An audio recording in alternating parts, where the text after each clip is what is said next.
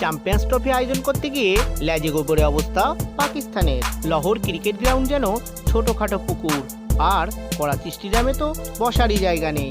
রাউলপিন্ডি তো খেলার মাটি নয়, মনে হচ্ছে যেন রোয়ার মাঠ। অথচ আর মাত্র 38 দিন পর এই মাঠে খেলবে অস্ট্রেলিয়া, নিউজিল্যান্ড, ইংল্যান্ডের মতো বড় বড় শক্তিধর দেশগুলি। চ্যাম্পিয়ন্স ট্রফির আয়োজনে বড়সড় সমস্যার মুখে পাকিস্তান ক্রিকেট বোর্ড। বড়সড় আশঙ্কা, ঠিক সময় মতো এই মাঠ তৈরি হবে তো? পাকিস্তান শুধু ভারতের সাথে পূর্ণ আয়োজক হওয়ার জন্য ঝামেলায় করে গেছে, ভুলে গেছে নিজের ঘর আগে সামলানোর কথা। এসব করতে গিয়ে এতটাই সময় নষ্ট করেছে যে নিজেদের আসল কাজটাই করে উঠতে পারেনি তারা।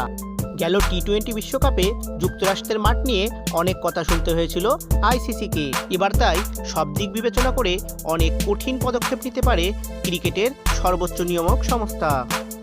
এবার তাই তারা কোনো রকম ঝুঁকি নিতে চাইছেন না। এক সপ্তাহের মধ্যে পাকিস্তানের সব মাঠগুলি পরিদর্শন করতে যাচ্ছেন আইসিসির বড় কর্তারা। কাজ পছন্দ না হলে কড়া বার্তা, সারা বছর ধরে কাজ করতেই থাকুন, আর এই টুর্নামেন্ট তখন চলে যাবে দুবাইতে।